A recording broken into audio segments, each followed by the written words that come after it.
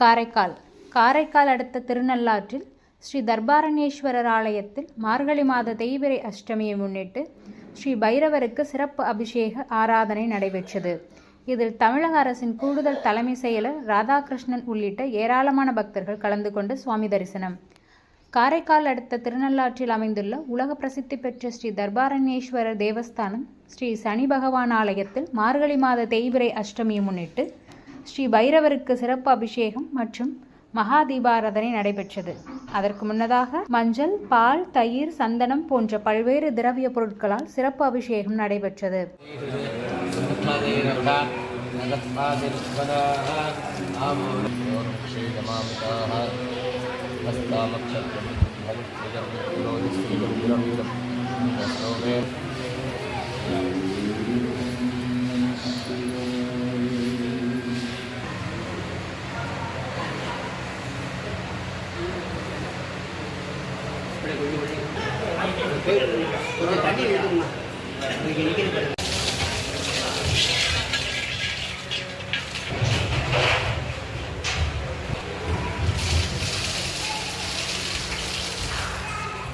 தொடர்ந்து பல வண்ண மலர்களால் அலங்கரிக்கப்பட்டு ஸ்ரீ பைரவருக்கு சகஸ்ரநாம அர்ச்சனையும் மகா தீபாராதனையும் நடைபெற்றது. தேய்பிறை அஷ்டமி பூஜையில் தமிழக அரசின் கூடுதல் தலைமை செயலர் ராதாகிருஷ்ணன் உள்ளிட்ட ஏராளமான பக்தர்கள் காலபைரவரை தரிசனம் செய்தனர்.